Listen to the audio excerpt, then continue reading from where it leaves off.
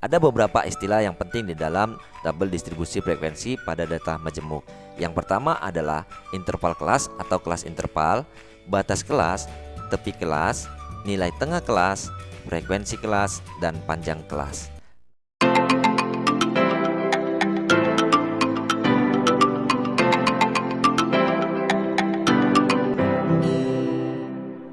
Halo adik-adik, kembali lagi bersama kakak di Tanson Cijabat. Kali ini kita akan melanjutkan pembahasan kita mengenai statistika, khususnya dalam mengenal istilah-istilah dalam tabel distribusi frekuensi.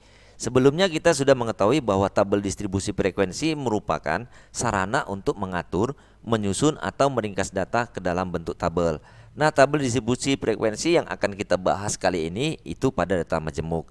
Ada beberapa istilah yang penting di dalam tabel distribusi frekuensi pada data majemuk. Yang pertama adalah interval kelas atau kelas interval, batas kelas, tepi kelas, nilai tengah kelas, frekuensi kelas, dan panjang kelas. Nah, kelas interval itu biasanya kita buat kelompok dalam bentuk selang A sampai B, di mana batas kelas ini merupakan nilai-nilai ujung pada kelas interval. Sehingga batas kelas ini ada dua, yaitu batas bawah dan batas atas. Di mana batas bawah ini merupakan nilai ujung bawah pada kelas interval, sedangkan batas atas merupakan nilai ujung atas pada kelas interval. Demikian juga tepi kelas ini ada dua, yaitu tepi bawah dan tepi atas, di mana tepi bawah itu bisa kita peroleh dari batas bawah dikurang 0,5, sedangkan tepi atas itu sama dengan batas atas ditambah 0,5. Paham ya? Nah, nilai tengah kelas itu kita peroleh dari batas bawah ditambah batas atas, atau penjumlahan batas-batasnya kita bagi dengan 2. Sehingga dari sini kita bisa menentukan frekuensi kelas itu sama dengan banyak data pada setiap kelas interval. Nah, jumlah keseluruhan atau banyak data itu kita simbolkan dengan sigma Fi atau N. Nah, frekuensi kelas ini ada dua, yaitu frekuensi kumulatif dan frekuensi relatif. Di mana frekuensi relatif itu kita peroleh dari persentase frekuensi tiap kelas terhadap jumlah frekuensinya.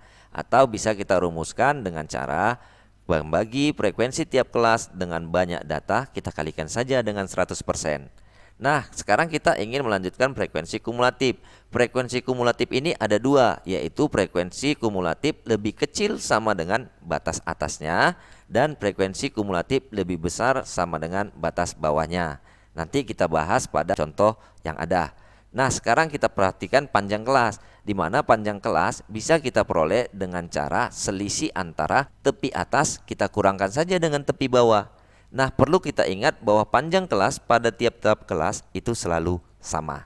Inilah merupakan istilah-istilah penting di dalam tabel distribusi frekuensi pada data majemuk. Untuk lebih jelasnya kita lihat kepada soalnya ya.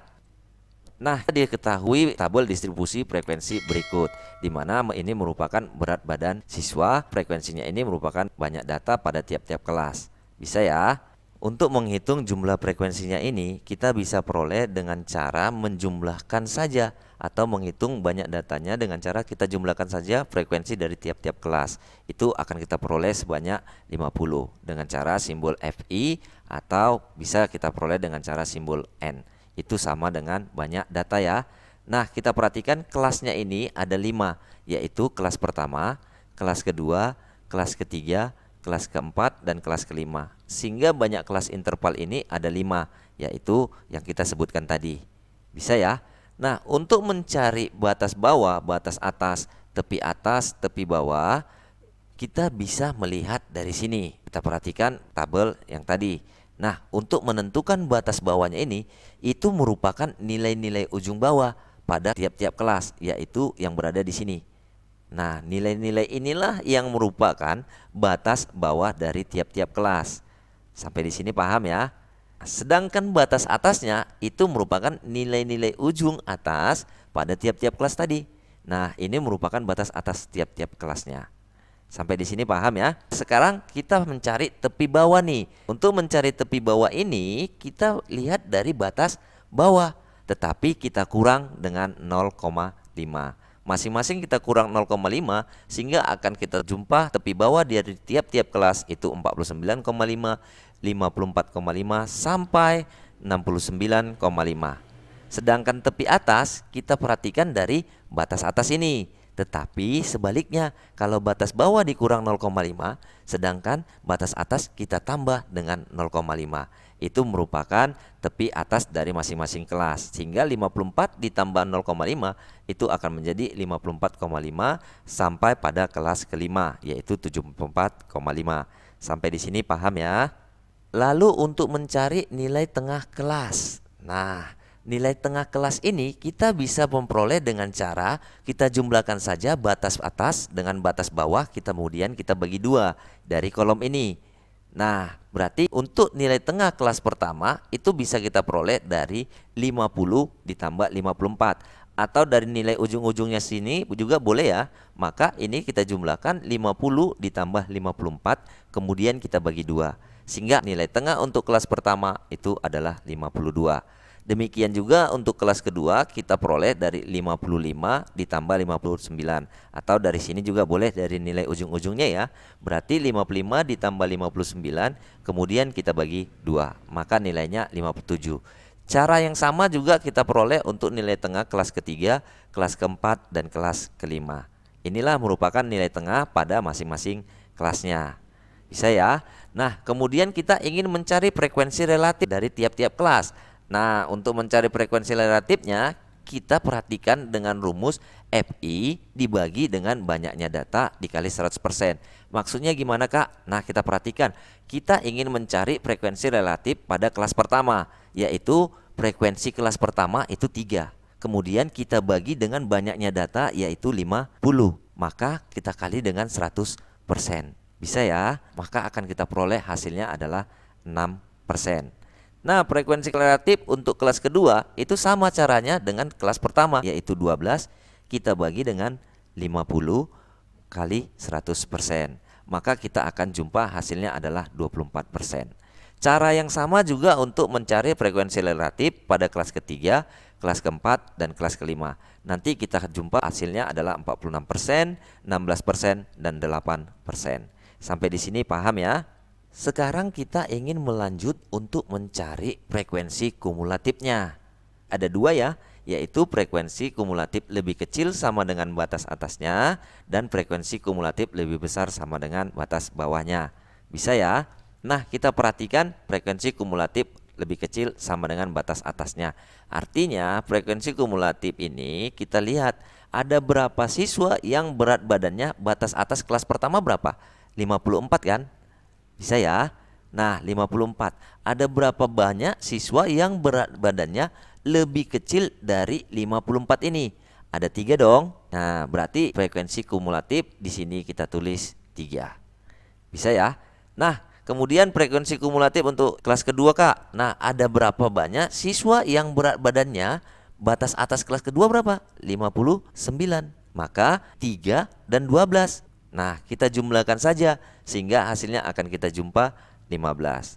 Nah, kelas ketiga kita perhatikan frekuensi kumulatifnya, artinya ada berapa siswa yang berat badannya lebih kecil sama dengan batas atas kelas ketiga berapa? 64. Maka banyak siswa adalah 3, 12, dan 23. Kita jumlahkan saja sehingga hasilnya akan kita peroleh 38.